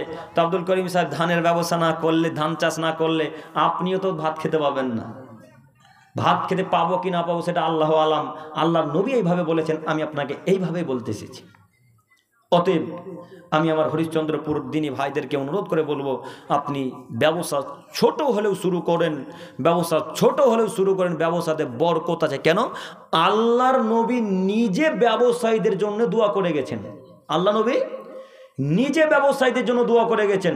আর আল্লাহর নবীর দুয়ার এত ফজিলত, আল্লাহর নবীর দুয়ার এত ফজিলত, আল্লাহর নবীর দুয়ার এত ফজিলত, দুয়ার ফজিলত কত আপনাকে আমি কি দিয়ে বোঝাবো। আল্লাহ নবী ওই যে দোয়া করে গেছেন, আল্লাহ তুমি মক্কা এবং মদিনাতে দাজ্জালকে প্রবেশ করতে দিবে না, আল্লাহ মক্কা এবং মদিনাতে দাজ্জালকে প্রবেশ করতে দিবে না। তাই তো মক্কা এবং মদিনাতে দাজ্জাল প্রবেশ করতে পারবে না। আল্লাহ নবী সাল্লাল্লাহু আলাইহি সাল্লাম মক্কা এবং মদিনার জন্য বরকতে দোয়া করে গেছেন, মক্কা এবং মদিনার জন্য বরকতে দোয়া করে গেছেন। তাই তো মক্কা মদিনা আজকে এত ধনী এলাকা, তাই তো মক্কা মদিনা আজকে এত ধনী এলাকা, তাই তো মক্কা মদিনা আজকে এত ধনী এলাকা। কেন? রাসূলের দুয়ার বরকত, রাসূলের দুয়ার বরকত। তাই এইভাবে আল্লাহ নবী যারা ব্যবসায়ী মানুষ তাদের জন্য দোয়া করেছেন। যখনই কেউ ব্যবসা করতো তখন আল্লাহ নবী বলতেন বারাকাল্লাহু ফি তিজারাতিকুম, আল্লাহ তোমার ব্যবসাতে বরকত দান করুক। এইভাবে দোয়া করতেন বারবার। কাজেই তিনি ভাইদের অনুরোধ করে বলবো, ব্যবসা ছোট হলেও শুরু করেন, যতটুকুই ছোট হোক না কেন ব্যবসাকে ছোট চোখে দেখতে হয় না।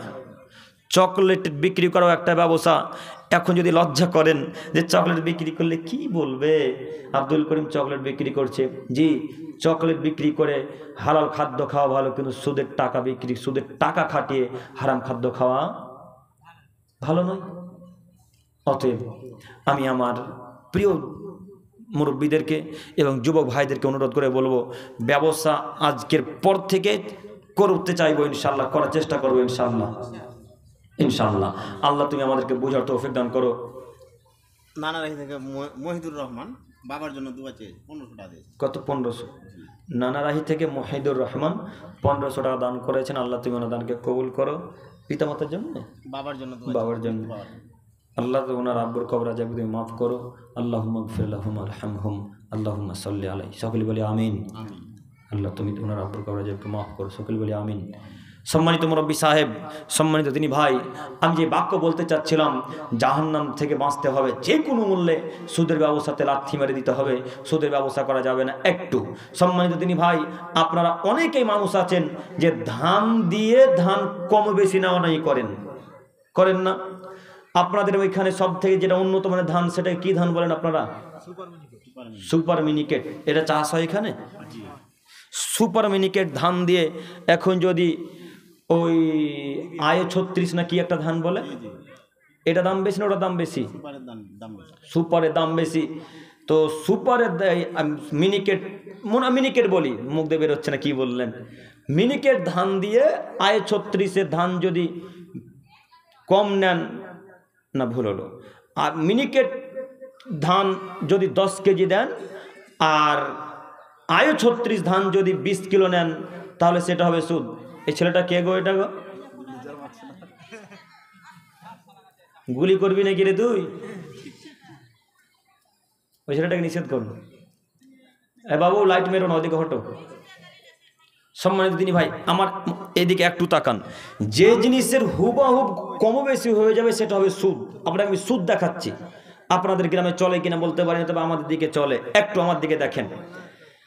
যদি 10 কিলো মিনিকেট গম দিয়ে 20 কিলো আয় 36 ধান নেন, তাহলে সেটা হবে সুদ।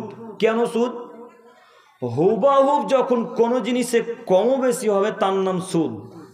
হুবহুব যখন কোনো জিনিসে কম বেশি হবে তার নাম সুদ। আব্দুল করিম ভাই প্রমাণ আছে? জি, প্রমাণ সহিহ মুসলিম ও মিসকাতের হাদিস। একটু আমার দিকে তাকান। খাইবারের যুদ্ধ থেকে কয়েকটা সাহাবী যুদ্ধ করে বাড়ি ফেরত আসছিলেন। তাদের কাছে ছিল কম উন্নত মানের খেজুর, মনে করেন কমা খেজুর, আর একটা লোক রাস্তাতে দামি খেজুর বিক্রি করছিলেন, মনে করেন যে আজোয়া খেজুর বিক্রি করছিলেন। আজোয়া খেজুর কত দামি জানেন তো? আজোয়া খেজুরের এত দাম, আজোয়া খেজুরের এত পাওয়ার। আল্লাহ নবী বলছেন, কোনো মানুষ যদি প্রতিদিন সকালবেলায় 7টা আজোয়া খেজুর খায়, যদি কোনো মানুষ প্রতিদিন সকালবেলা 7টা আজোয়া খেজুর খায়, তাহলে কোনো বিষাক্ত সাপ যদি কামড়ে নেয়, তবুও তার শরীরে কোনো বিশেষ কাজ করবে না, তার কোনো ক্ষতি হবে না, সে জীবিতই থাকবে। এ কথা প্রমাণ করার জন্যে সেই দিন কয়েক বছর আগে যত সম্ভব সিরিয়া বা ইয়ামানে এই ডিবেট শুরু হয়েছিল যে আল্লাহ রসুলের কথা মিথ্যা। আপনারা দেখেছেন কিনা বলতে পারি না। একটা লোক পাঞ্জাবি পায়জামা পরে আছে, যত সম্ভব তিনি একজন আলেম মানুষ, এটা আমাদের ধারণা। তবে বলতে পারেন সঠিক তিনি আলেম কিনা। তবে পাঞ্জাবি পায়জামা টুপি পরে আছে, আর পাশে ইহুদি খ্রিস্টানেরা অনেক বসে আছে। চ্যালেঞ্জ, ওপেন চ্যালেঞ্জ আল্লাহ রসুলের হাদিসটাকে নিয়ে, যে 7টা সকালবেলা প্রতিদিন আমি আজওয়া খেজুর পান করি, খাই, আমার কোনো বিষ আমার শরীরে কোনো কাজ করবে না, কোনো সাপের কামড় আমার কোনো শরীরে কাজ করবে না। এই কথা প্রমাণ করার জন্যে তিনি 1 বোতল বিষ নিয়ে সবার সামনে ভিডিও আকারে একেবারে ডক ডক ডক ডক ডক ডক ডক করে গিলে খেয়ে নিলেন লোকের সামনে। লোকটা এখনো জীবিত আছেন। দেখেছেন ভিডিওটা কি আপনারা? জি দেখেছি, আপনারাও দেখেছেন। লোকটা এখনো জীবিত আছেন। তাহলে আল্লাহ রসুলের কথাকে বাস্তবে তিনি প্রমাণ করলেন। তো আল্লাহ রসুলের কথা সত্য না মিথ্যা? সত্য। এই কথা আল্লাহ নবী বলছেন, কেউ যদি প্রতিদিন সকালবেলায় 7টা করে আজওয়া খেজুর খায়, তাহলে কোনো বিষ তার শরীরে কাজ করবে না, তার কোনো ক্ষতি হবে না। এই খেজুর মনে করেন কোন একটা দামি খেজুর, মদিনার খেজুর সব থেকে দামি, মদিনার পাহাড়ের খেজুর সব থেকে দামি, মদিনার কোন পাহাড়ের খেজুর, কোন এক পাহাড়ের খেজুর সব থেকে উত্তম দামি, সব থেকে অতীব দামি। তো এই খেজুর মনে করেন সাহাবাই কেরামগণরা রাস্তা থেকে আসছে, খাইবারের যুদ্ধ থেকে আসছিলেন, আর একটা লোক দামি খেজুর রাস্তাতে বিক্রয় করছিলেন। তো কমা খেজুরটাকে দিয়ে ওই দামি খেজুরটা কম নিয়ে আল্লাহ রসুলের কাছে গেলেন। মনে করেন কমা খেজুর দিলেন 2 কিলো, আর দামি খেজুর নিলেন 1 কিলো। কম বেশি হলো কি? হয়েছে। তো এই দামি খেজুরটা রাসূলের কাছে নিয়ে যাওয়া হলো। রাসূলের নিকটে গিয়ে আল্লাহ নবীকে বলছেন, আল্লাহ নবী এই নেন খেজুর। আল্লাহ নবী খেজুর দেখে আশ্চর্য। আল্লাহ নবী বলছে, আরে ব্যাপারটা কি? আচ্ছা তোমরা বলো তো দেখি, খাইবারের যুদ্ধের সব খেজুর কি এত উন্নত মানের? প্রশ্নটা বুঝবেন। আল্লাহ নবী সাহাবায়ে কেরামকে জিজ্ঞাসা করছেন, সাহাবায়ে কেরামগণ, আচ্ছা তোমরা কি বলতে পারো খাইবারের যুদ্ধের সব খেজুর কি এত উন্নত মানের? তখন সাহাবায়ে কেরামগণ বলছেন, জি না, আল্লাহ নবী খাইবারের যুদ্ধের খেজুর এত উন্নত মানের নয়, খাইবারের খেজুর হচ্ছে কম উন্নত মানের। তো এত উন্নত মানের খেজুর কোথায় পেলে তোমরা? তখন তারা কাহিনী বলতে শুরু করলেন, আল্লাহ নবী এই ব্যাপার, রাস্তাতে আসছিলাম, একটা লোক দামি খেজুর বিক্রি করছিলেন, কমা খেজুরটাকে বেশি দিয়ে ভালো খেজুরটা আমরা কম নিয়ে আপনার কাছে এলাম। তখন আল্লাহ নবী বলছে, ও করেছো কি? এটাই তো সুদ। ছি ছি ছি ছি, করেছো কি? এটাই তো সুদ। যে জিনিসে হুবাহুব কম বেশি হয়ে যাবে তার নাম সুদ। তাহলে আপনি দামি কম উন্নত মানের ধানটা দিয়ে বেশি উন্নত মানের ধান নিতে পাবেন না। যদি নিতেই হয় তাহলে যদি 20 কেজি ধান দেন, তো 20 কেজি ওই ধানটাও নিতে হবে। কথা মনে থাকবেন ইনশাল্লাহ। তবে আব্দুল করিম সাহেব, ধানের সাথে গম কি চেঞ্জ করতে পারবো? জি, তখন চেঞ্জ করতে পারেন। ধান 20 কিলো দিলেন, গম 15 কিলো নিলেন, কম বেশি হলো না? হলো না? আব্দুল করিম ভাই, এখন সুদ নয় কেন? এখন সুদ নয় কেন? এখন সুদ এই জন্য নয় যে দুইটা জিনিস আলাদা আলাদা। আলাদা নয়, ধান আলাদা, গম আলাদা। হুবাহুব যখন একই জিনিস হয়ে যাবে তখন কম বেশি করা যাবে না। তাই আমি আমার দিনী ভাইদের উদ্দেশ্যে বলতে চাইছি, অনেক এলাকাতে এই পাপ এখনো চালু আছে। ধান নিয়ে হোক, গম নিয়ে হোক, মাখনা নিয়ে হয় কিরকম? মাখনা নিয়ে হয়, মাখনা জমি বন্ধক হয়। ও বন্ধক নেওয়া তো যাবে না, লিজ দিতে হবে, যে এত টাকা নাও, এত বছর খাও, তারপর আমাকে দিয়ে দিতে হবে। তুমি টাকাও পাবে না, আমার জমি থাকবে। বন্ধন নেওয়া, জি জি, আরেকবার বলেন। বন্ধ হতে লেগেছে না? বন্ধক না কি বলে আপনাদের দিকে? বন্ধক। আজকে থেকে নেবেন না ইনশাল্লাহ। আর স্ত্রীর দুলো বন্ধক দিয়ে আসবেন না সোনার কাছে, এটাই বেশি চলে না? দিয়ে আসবেন না। আজকে এখান থেকে তওবা করে উঠবেন ইনশাল্লাহ। পারবো না ইনশাল্লাহ? পারবো না ইনশাল্লাহ? ইনশাল্লাহ তওবা করে এখান থেকে উঠবো। আল্লাহ তুমি পাপ ক্ষমা করো, তুমি তো সব পাপ ক্ষমা করতে পারো। আল্লাহ তুমি তো সব পাপ ক্ষমা করতে পারো। আল্লাহ, এখানে একটা জরুরি কথা। আচ্ছা, এখানে একটা কথা বলি, যে আজকে সুদ খেয়ে জালসাতে এসেছেন মুরব্বী সাহেব, একটু তাকান, একটু আমার দিকে তাকান। আজকে সুদ খেয়ে এখন উপস্থিত হয়েছেন জালসাতে, এখন আমার কথা শুনে, রাসূলের কথা শুনে পরিবর্তন এসেছে অন্তরে। এখন আল্লাহকে বলছেন, আল্লাহ আর জিন্দেগিতে সুদ খাবো না। আল্লাহ গো, আর জিন্দেগিতে সুদ খাবো না। আল্লাহ তুমি ক্ষমা করো, আল্লাহ তুমি ক্ষমা করো, আল্লাহ তুমি ক্ষমা করো। আল্লাহ সঙ্গে সঙ্গে ক্ষমা করে দেবেন, সঙ্গে সঙ্গে ক্ষমা করে দেবেন। পৃথিবীর ইতিহাসে সব থেকে বড় পাপ কি বলেন তো দেখি? যে শিরক করা। বলতে ভয় করছেন কেন? জোরে বলেন। পৃথিবীর ইতিহাসে সবচেয়ে বড় পাপের নাম কি বললাম? শিরক করা।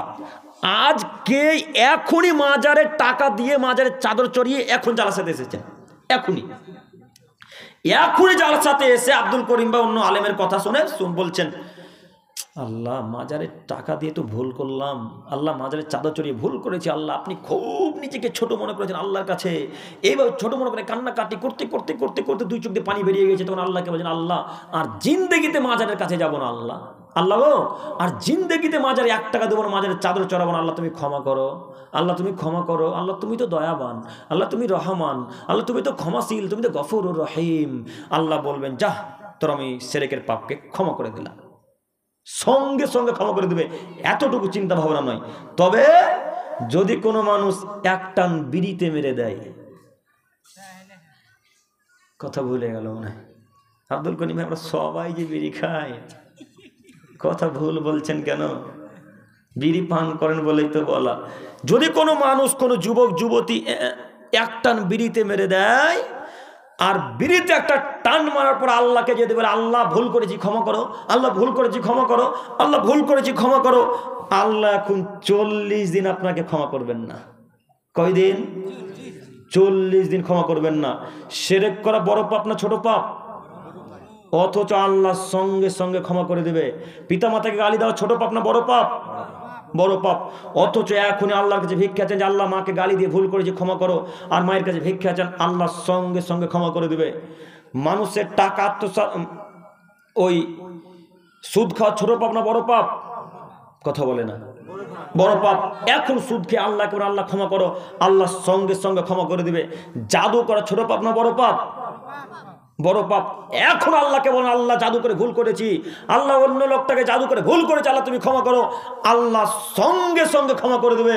কিন্তু বিড়িতে একটা টান মারার পর, খৈনি গালে ভরে দেওয়ার পর, এক টান সিগারেটে মারার পর, গুটকা মুখে ভরে দেওয়ার পর যদি ভুল বুঝে আল্লাহকে বলেন, আল্লাহ ক্ষমা করো, আল্লাহ ক্ষমা করো, আল্লাহ তুমি তো দয়াবান, আল্লাহ তুমি তো রহমান, আল্লাহ তুমি তো গফুরুর রহিম, আল্লাহ তুমি দয়াশীল, আল্লাহ তুমি ক্ষমাশীল, আল্লাহ তুমি ক্ষমা করো, আল্লাহ বলবেন তোকে এখন 40 দিন ক্ষমা করা হবে না।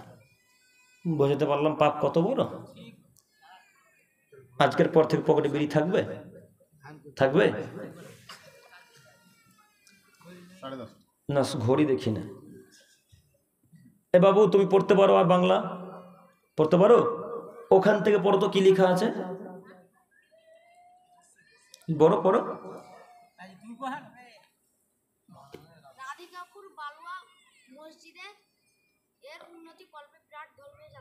বিরাট ধর্মীয় মুরব্বি সাহেব, আপনারা শুনতে পেয়েছেন কি বললো ছেলেটা?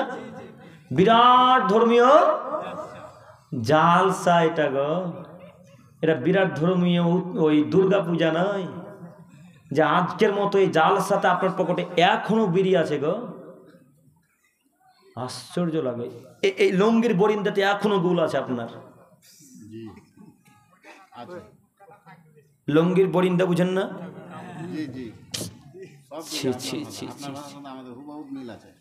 তাহলে দিনই সভাতে এসেছেন, এতটুকু তো লজ্জাবোধ থাকা উচিত, এতটুকু তো হায়াবোধ থাকা উচিত, এতটুকু তো ইতস্তবোধ থাকা উচিত যে জি না, কিভাবে এই দিনই সভাতে গোল নিয়ে যাব, কিভাবে বিড়ি নিয়ে যাব, কিভাবে গুটকা নিয়ে যাব, কিভাবে সিগারেট নিয়ে যাব। আল্লাহ এতটুকু ভয় নেই।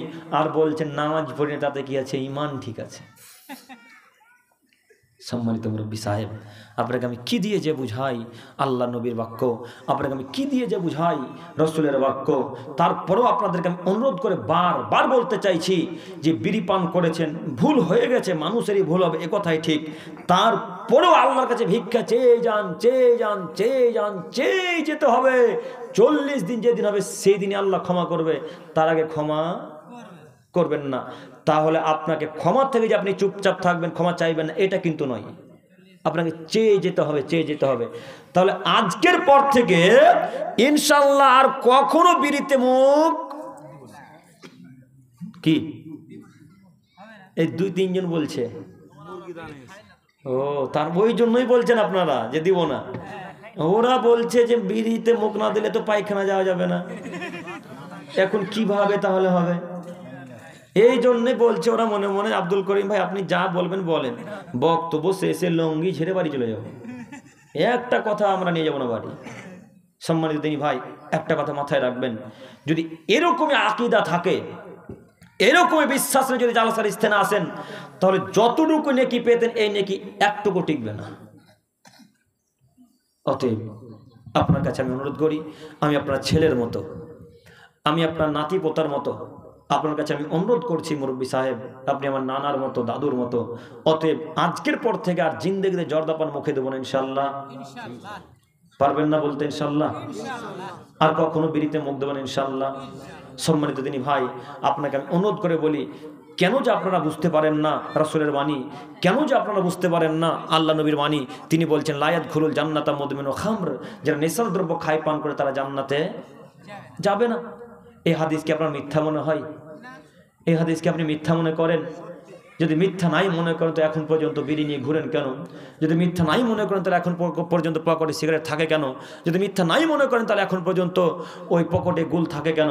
সম্মানিত দিনী ভাই, আপনি বিশ্বাস করুন, রাসূলের একটা বাক্য মিথ্যা হবে না কোনোদিনও, রাসূলের একটা বাক্য মিথ্যা হবে না কোনোদিনও, রাসূলের একটা বাক্য মিথ্যা হবে না কোনোদিনও।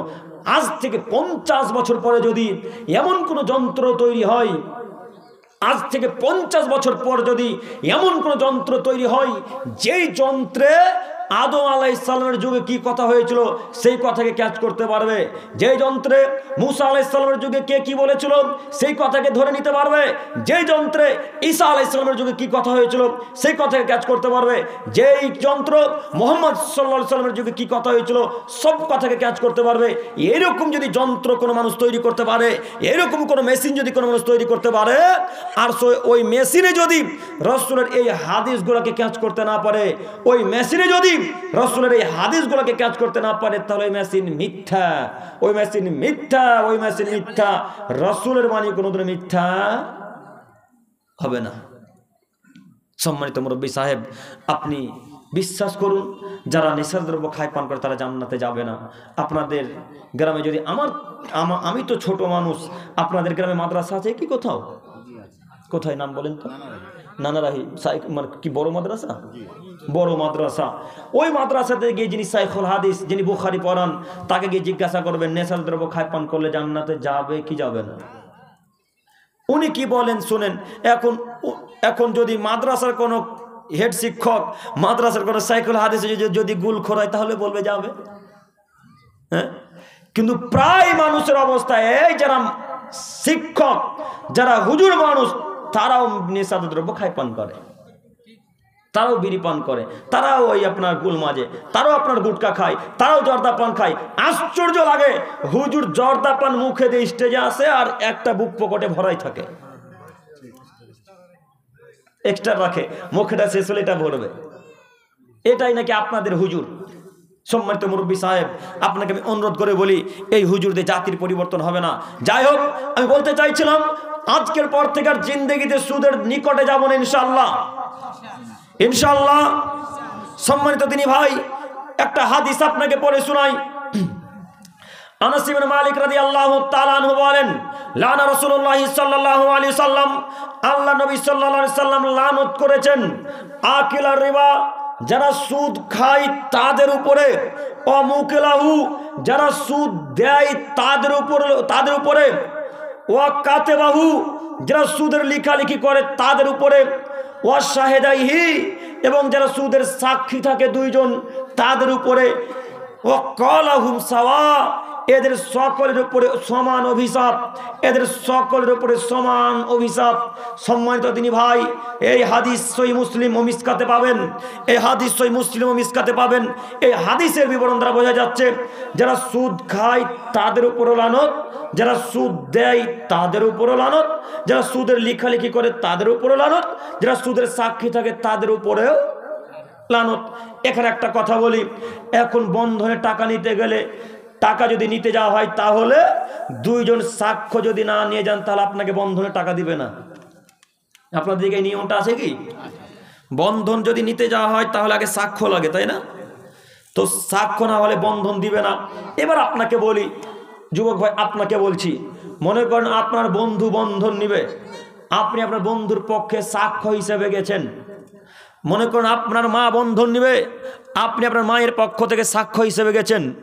আপনার ভাই বন্ধন নিবে, আপনার ভাইয়ের পক্ষ থেকে সাক্ষ্য হিসেবে গেছেন।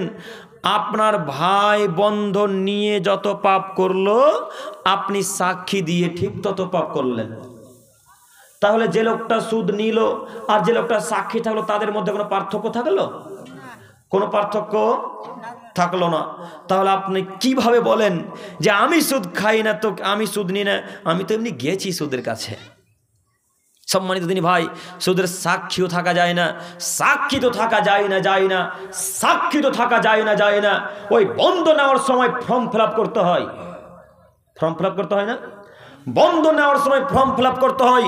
ওই ফর্ম ফিল আপ যদি কেউ করে দেয়, কেউ যদি লেখালেখি করে, ওই মেয়েটা ওই মানুষটা বন্ধন নিয়ে যত পাপ করবে, যে বন্ধনের এই ফর্মটা ফিল আপ করবে, সে লোকটা তত পাপ করবে। করেন আজকের পর থেকে ফর্ম ফিল আপ, করেন আজকে থেকে ব্যাংকে চাকরি, করেন আজকে থেকে ব্যাংকের চাকরি, ব্যাংকে গেটম্যান থাকেন, ব্যাংকের ঝাড়ু দেওয়া থাকেন। সম্মানিত তিনি ভাই, ব্যাংকের কোনো কাজই জায়েজ নয়, ব্যাংকের কোনো কাজ জায়েজ নয়, ব্যাংকের চাকরি হারাম, ব্যাংকের চাকরি হারাম, ব্যাংকের চাকরি হারাম। আশ্চর্য লাগে, হরিশ্চন্দ্রপুরে যত ব্যাংকের শাখাগুলো সব মুসলমানের বাচ্চা, জঙ্গিপুরে যত শাখা প্রায় মুসলমানের বাচ্চার, মালদাতে যত ব্যাংকের শাখা সব মুসলমানের বাচ্চার। শুধু মালদা, হরিশ্চন্দ্রপুর, জঙ্গিপুর নয়, গোটা পৃথিবীতে যত শাখা আছে তার মধ্যে 99টা শাখা হচ্ছে মুসলিমদের। আপনি মনে করছেন অ্যাপ্লাই করা মাত্র আমাদেরকে শাখা দিয়ে দিচ্ছে, খুব ভালোই হচ্ছে, তার মানে আমাদেরকে তারা ভালোবাসে, তাই শাখা দিয়ে দিচ্ছে না? আপনাকে ভালোবাসে না তারা, আপনাকে জাহান্নামে কিভাবে নিয়ে যেতে হয় এই পথ তাদের জানা আছে, তার জন্য আপনাকে শাখা দিচ্ছে, তার জন্য আপনাকে শাখা দিচ্ছে। এই সব চাল ইহুদিদের, এই সব চাল ইহুদিদের। আপনি তো ইহুদিদের সম্পর্কে জানেন না, ইহুদিদেরকে নিয়ে আপনি গবেষণা করেন না, তাই আপনি ব্যাংকের শাখা খুলে বসে আছেন, তাই আপনি ব্যাংকের শাখা খুলে বসে আছেন। আপনি জানেন, ইহুদিরা ভালোভাবে জানে যে ইহুদি, খ্রিস্টান, বৌদ্ধ, নাসারা, সাঁওতাল, এই মুসলিম বাদ দিয়ে ইসলাম ধর্মে যারা আছে তারা বাদ দিয়ে পৃথিবীর কোনো জাতি জান্নাতে যাবে না, পৃথিবীর কোনো জাতি জাহান্নামে, পৃথিবীর কোনো জাতি জান্নাতে যাবে না, পৃথিবীর কোনো জাতি জান্নাতে যাবে না। জান্নাতে যদি যায় তারা কারা? মুসলিম। এ কথা ইহুদিরা ভালোভাবে জানে, এ কথা শয়তানও ভালোভাবে জানে, এই কথা খ্রিস্টানেরা ভালোভাবে জানে। তাই তো ইহুদিরা একটা প্ল্যান করেছে, যে বন্ধন, সুদ, ব্যাংকের কাজকর্ম যদি মুসলমানদের নলেজে ভরে দেওয়া যায়, মুসলমানদের কাছে যদি প্রবেশ করা যায়, তাহলে এমনিতেই তারা জাহান্নামে যাবে, আমাদেরকে অত খাটা লাগবে না। তাই তারা যত প্রসেস মুসলিমদেরকে সুদের সাথে জড়িত করে দিয়েছে।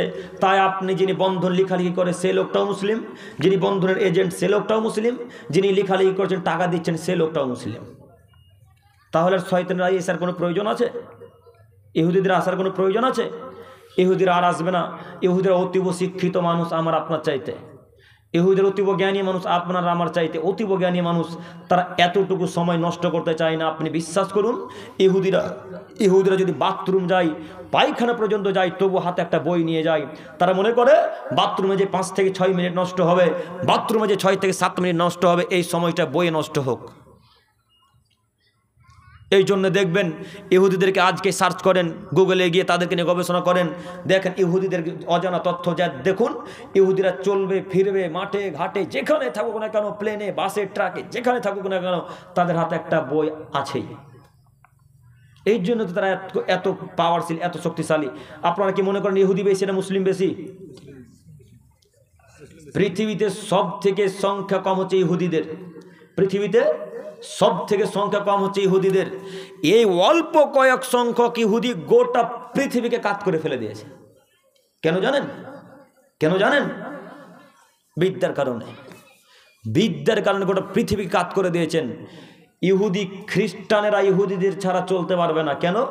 যত টাকা ব্যাংকিং ব্যবস্থা সব ইহুদিদের কাছে, যত টাকা ব্যাংকিং ব্যবস্থা সব কাদের কাছে? ইহুদিদের কাছে। কাজেই আপনাকে আমি অনুরোধ করে বলছি, এই ব্যবসা বাতিল করেন, আজকে এখান থেকে তওবা করে ওঠেন, কালকেই যার কাছ থেকে এই শাখা নিয়েছিলেন তাকে গিয়ে ফেরত দিয়ে দিতে হবে। নইলে আপনি বিশ্বাস করুন জাহান্নাম হয়তো বা যেতে পারে, যদি আল্লাহ দয়া করে সেটা ভিন্ন বিষয়। তবে সুদখোরের প্রতি আল্লাহ নবী সাল্লাল্লাহু আলাইহি সাল্লাম বলেছেন এদের প্রতি দয়া হবে না। আবু হুরায়রা রাদিয়াল্লাহু তাআলা আনহু বলেন রাসূলুল্লাহ সাল্লাল্লাহু আলাইহি সাল্লাম বলেছেন ইজতানিবুস সাবাল মুবিকাত, আদমের ছেলেমেয়ে তোমরা শোনো, 7টি পৃথিবীতে ধ্বংসাত্মক পাপ রয়েছে। পৃথিবীতে 7টি বড় বড় ধ্বংসাত্মক পাপ রয়েছে, তার একটি পাপ হচ্ছে আকিলা রিবা, যারা সুদ খায়। এই 7টি পাপের কেউ যদি একটা পাপ করে, 7টা পাপের কেউ যদি একটা পাপ করে তাহলে সে ধ্বংস হবেই। তার একটি পাপ হচ্ছে সুদখোর, যারা সুদ খায়। সম্মানিত তিনি ভাই, সুদ একটা অতীব জঘন্যতম অপরাধ। তাই আপনাকে আমি অনুরোধ করে বলতে চাইছি, আজকের পর থেকে সুদের পথ থেকে বিরত থাকবেন। সুদের মুখে লাথি মেরে দেওয়া লাগবে, সুদের নিকটে যাওয়া যাবে না, সুদের ধারে কাছে যাব না ইনশাআল্লাহ। ইনশাআল্লাহ পারবো না ব্রো মেনে নিতে ইনশাআল্লাহ। সম্মানিত তিনি ভাই, মেনে নেওয়া উচিত, মেনে নেওয়া উচিত, মেনে নেওয়া উচিত। একটু দেখাই সুদখোরের শাস্তি, সুদখোরের শাস্তি একটু আপনাকে দেখাচ্ছি। আমার দিকে তাকান। সামুরা ইবনে জুনদুব রাদিয়াল্লাহু তাআলা আনহু বলেন, সামুরা ইবনে জুনদুব রাদিয়াল্লাহু তাআলা আনহু বলেন রাসূলুল্লাহ সাল্লাল্লাহু আলাইহি সাল্লাম একদা ফজর নামাজের পর আমাদের দিকে ঘুরে বসে আমাদেরকে জিজ্ঞাসা করলেন, হে সাহাবায়ে কেরামগণ, তোমরা কি কেউ স্বপ্ন দেখেছো? স্বপ্ন যদি কেউ দেখে থাকতেন সাহাবাদের মধ্যে, তখন সাহাবায়ে কেরামগণ রাসূলকে বলতেন, সেই স্বপ্নের তাবির, সেই স্বপ্নের ব্যাখ্যা সাহাবায়ে কেরামগণ করে দিতেন। স্বপ্নের তাবির, স্বপ্নের ব্যাখ্যা সাহাবায়ে কেরামগণ করে দিতেন। ওই অনুযায়ী তারা চলাচল করত। আল্লাহ নবী আর একদিন ফজরের সালাতের পর জিজ্ঞাসা করছেন, সঙ্গী সাথীগণ, তোমরা কি আজকে কেউ স্বপ্ন রাতের বেলা দেখেছো? সঙ্গী সাথীগণ বললেন, জি না আল্লাহ নবী, আমরা কেউ স্বপ্ন দেখিনি। তখন আল্লাহ নবী বলছেন, আমি আজকে স্বপ্ন দেখেছি। মুহাম্মদ সাল্লাল্লাহু আলাইহি সাল্লাম বলেন, আমি আজকে স্বপ্ন দেখেছি। স্বপ্নে দেখলাম দুইজন মানুষ আসলো, দুইজন মানুষ এসে একজন আমার ডান হাত ধরলো, আরেকজন আমার বাম হাত ধরলো। দুইজনে আমাকে সম্ভবত উড়িয়ে নিয়ে চলে গেলেন শাম বা সিরিয়ার দিকে। শাম বা সিরিয়ার দিকে আমাকে উড়িয়ে নিয়ে চলে গেল, যেটাকে আমরা বর্তমান ফিলিস্তিনে এখন বলছি। এই ফিলিস্তিনের দিকে আল্লাহ নবীকে দুইজন মানুষ উড়িয়ে নিয়ে চলে গেল। যেতে যেতে যেতে যেতে যেতে যেতে যেতে রক্তের নদীর পাশ দিয়ে আল্লাহ নবীকে নিয়ে যাচ্ছে। লম্বা হাদিস, শেষ বাক্যটুকু বলছি, বুখারী মুসলিমের একটা পৃষ্ঠার হাদিস, শেষ বাক্যটুকু আপনাকে বলছি। আল্লাহ নবীকে যখন দুইজন মানুষ নিয়ে যেতে শুরু করলেন, নিয়ে যেতে যেতে যেতে রক্তের নদীর পাশ দিয়ে আল্লাহ নবীকে নিয়ে যাওয়া শুরু করলেন। রক্তের নদীর পাশ দিয়ে যখন আল্লাহ রাসূল যাচ্ছিলেন, তখন দেখলেন রক্তের নদীর মধ্যে একটা লোক পড়ে আছে, রক্তের নদীতে হাবুডুবু খাচ্ছে। লোকটা হেলতে হেলতে হেলতে পাহাড়ে আসার চেষ্টা করছে। আর পাহাড়ে একজন ফেরেশতা বড় পাথর নিয়ে দাঁড়িয়ে আছেন, অতীব ভারী বড় পাথর নিয়ে একজন ফেরেশতা দাঁড়িয়ে আছেন। ফেরেশতাটা পাথর নিয়ে লোকটার মুখের দিকে নিশানা করে মারছেন, চোট করে মারছেন। যখনই লোকটার মুখে নিশানা করে মারছেন, তখন লোকটার মুখ দ্বিখণ্ডিত হয়ে যাচ্ছে, লোকটার মুখ ফেটে যাচ্ছে, লোকটার মাথা চৌচির হয়ে যাচ্ছে। পাথরের আঘাত খেয়ে লোকটা আবার হেলতে হেলতে রক্তের নদীর মধ্যে চলে গেল। পাহাড়ে উঠতে পারলেন না, পাহাড়ে আসার চেষ্টা করলেন, তবু উঠতে পারলেন না। আল্লাহ নবী দৃশ্য দেখে অবাক। আল্লাহ নবী জিজ্ঞাসা করলেন জিবরাইল এবং মিকাইলকে। আল্লাহ নবী জিবরাইল এবং মিকাইলকে বলছেন, জিবরাইল, মান হাউলায়ে, এদের এই অবস্থা কেন? এদেরকে রক্তের নদীতে ফেলে দেওয়া হয়েছে কেন? এদেরকে পাথর দিয়ে চূর্ণ বিচূর্ণ মাথাকে করে দেওয়া হচ্ছে কেন? জিবরাইল বলো, মিকাইল বলো, এদের এই অবস্থা কেন? তখন জিবরাইল এবং মিকাইল আলাইহিস সালাম বলছেন, আল্লাহর নবী, এরা হচ্ছে সুদখোর এবং সুদদাতা এবং সুদগ্রহেতা।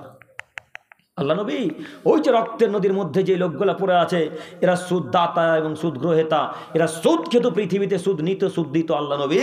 তাই এদেরকে শাস্তি কিয়ামত পর্যন্ত এভাবে দিতে থাকা হবে, রক্তের নদীতে মাথাকে ফাটিয়ে চূর্ণ বিচূর্ণ করে দেওয়া হবে। সম্মানিত মুরব্বী সাহেব, আমি আপনি কি মনে করছি রক্তের নদীতে পাথর মারা খুব ছোট পাপ, ছোট শাস্তি? আজকের পর থেকে আর সুদের সাথে লিপ্ত থাকবো না ইনশাআল্লাহ। ইনশাআল্লাহ বলি সবাই, ইনশাআল্লাহ। আল্লাহ তুমি আমার দিনী ভাইদেরকে সুদ সম্পর্কে বুঝার তৌফিক দান করো, সকলে বলি আমিন। শেষ করি।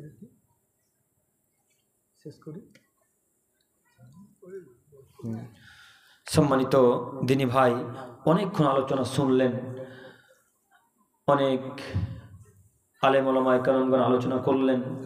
কার আলোচনা থেকে কতটুকু বুঝতে পারলেন আমি বুঝতে পারি না, তবে আপনাকে আমি যেটা বারবার বলতে চাইছিলাম, আপনাদের দৃষ্টি আকর্ষণ করছিলাম, সেটা হচ্ছে জাহান্নাম থেকে বাঁচার উপায়।